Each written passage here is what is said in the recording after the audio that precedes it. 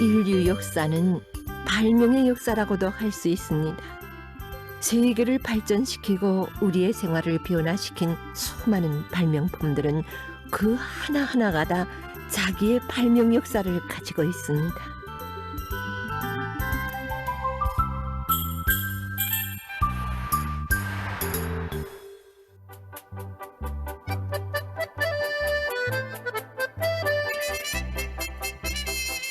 오늘날 필기도구는 우리 생활에서 정말 많이 이용되고 있습니다.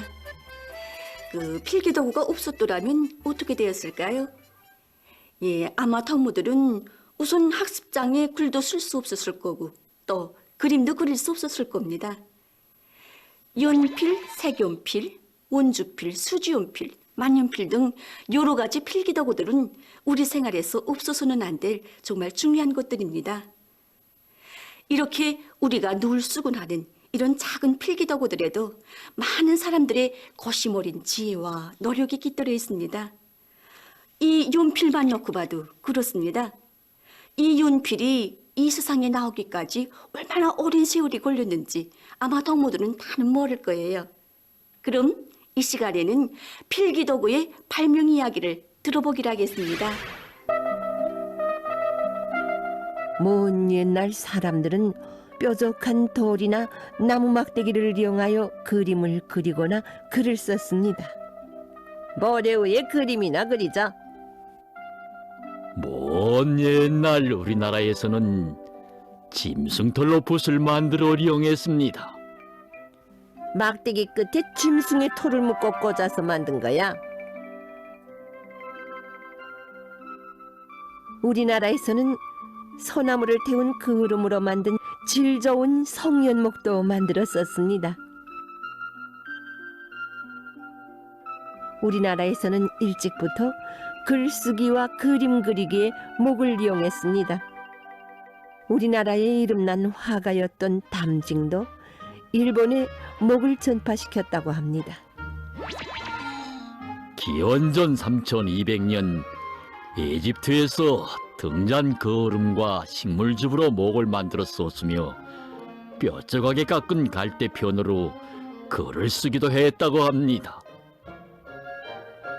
유럽에서는 연막대기를 사용했습니다. 굳어서 쓰기 불편해. 이온에서 잘 보이지 않아. 500년경 사람들은 석이 빈 새깃으로 깃펜을 만들었습니다. 그러나 깃이 무르니 인차 달아먹곤 했습니다. 이렇게 사람들은 무척 오랫동안이나 쓰기 편리한 필기도구들을 만들어내기 위해서 고심해왔답니다. 그래서 여러 가지로 만들어내기는 했으나 여러모로 불편한 점이 많았습니다.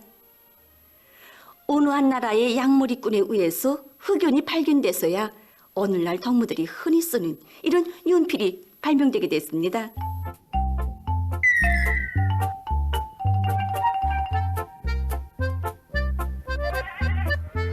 (1564년) 여름 어느 날 폭풍이 세차게 불었습니다.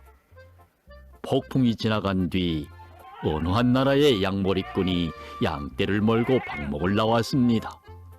그러다가 문득 나무 한 그루가 뽑혀져 있는 아래에 무엇인가 고무스름한 것이 있는 것을 보게 되었습니다. 양머리꾼은 그것을 손으로 집었는데 대뜸 그의 손이 고무졌습니다. 옷에 닦아도 보았지만 잘 지워지지도 않았습니다. 그렇지, 이것으로 양의 잔등에다 표시를 하면 좋겠구나. 양머리꾼이 그것으로 양의 잔등에 여러 가지 기호를 그려보았는데 아주 잘 그려졌습니다. 사람들은 이 돌이 만지면 손이 거머진다고 하여 흑연이라고 불렀습니다.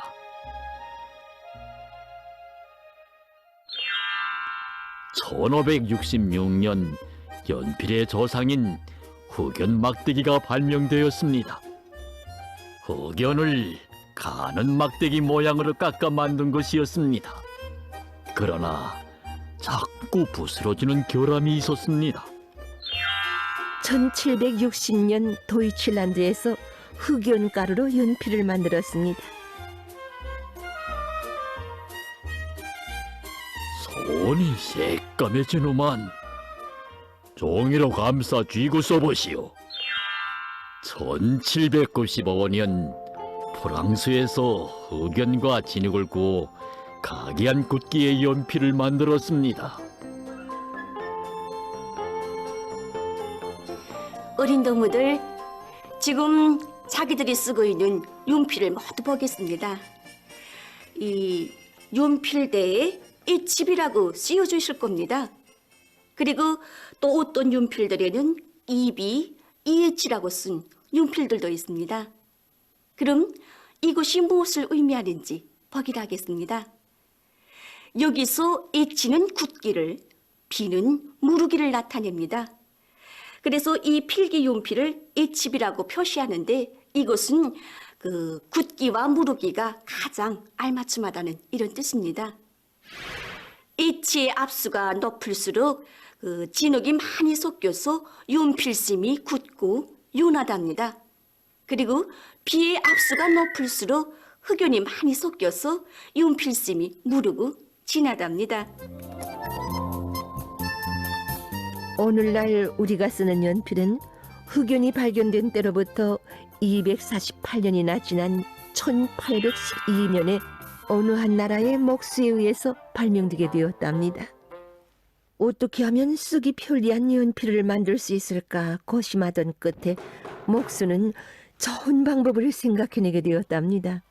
그 목수는 길이가 5 내지 18cm 정도 되게 가는 나무 막대기를 만들고 가운데 홈을 팠습니다. 그리고 그 홈에 흑연심을 끼워 놓은 다음 그 위에 홈이 패인 똑같은 나무 막대기를 풀을 발라서 붙여 놓았습니다. 그는 이렇게 손쉽게 흑연에 나무 옷을 입혔습니다. 그 후 연필은 부단히 발전되었습니다. 1858년에 지우개가 달린 연필이 나왔습니다.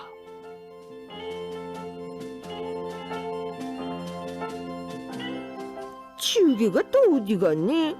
나처럼 실을 매달고 쓰렴. 예, 이렇게 어린이들은 지우개를 잃어버리기가 일쑤입니다.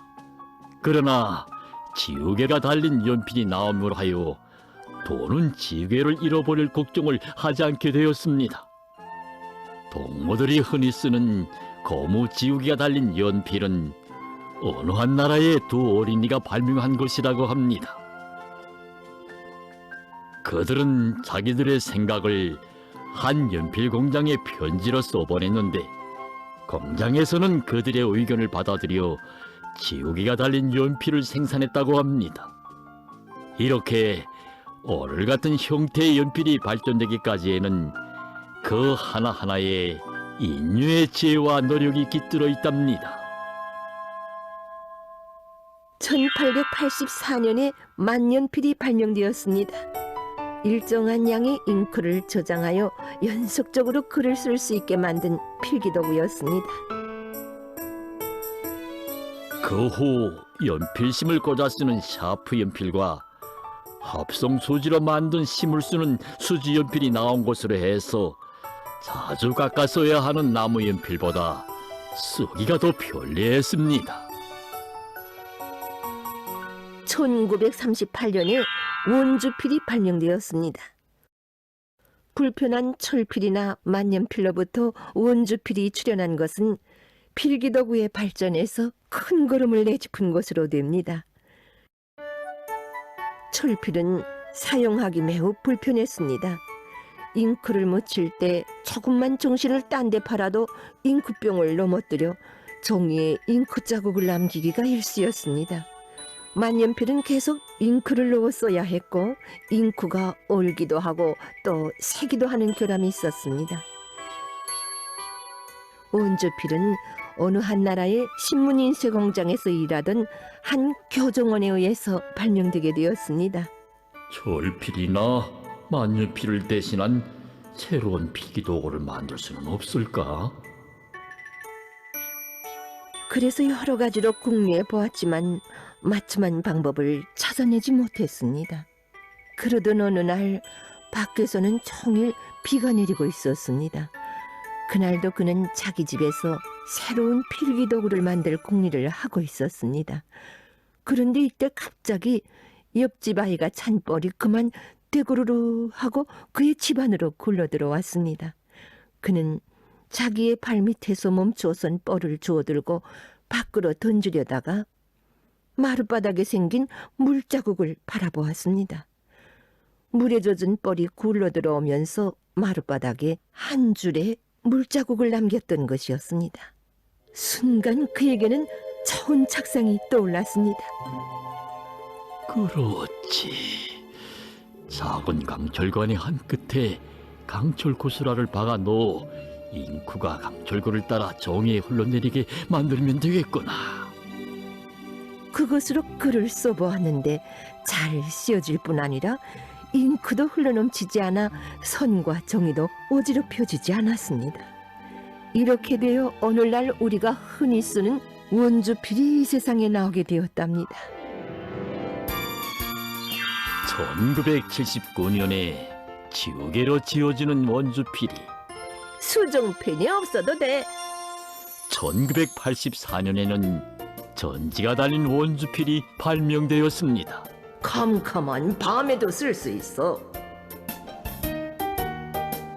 오늘날 휴대용 컴퓨터 펜도 발명되었습니다. 손의 움직임을 기억하니까 허공에 대고 써도 돼. 컴퓨터나 손전화에 연결하여 볼 수도 있어. 보세요. 우리가 늘 쓰곤 하는 이런 필기도구들도 결코 쉽게 발명된 것이 아니랍니다.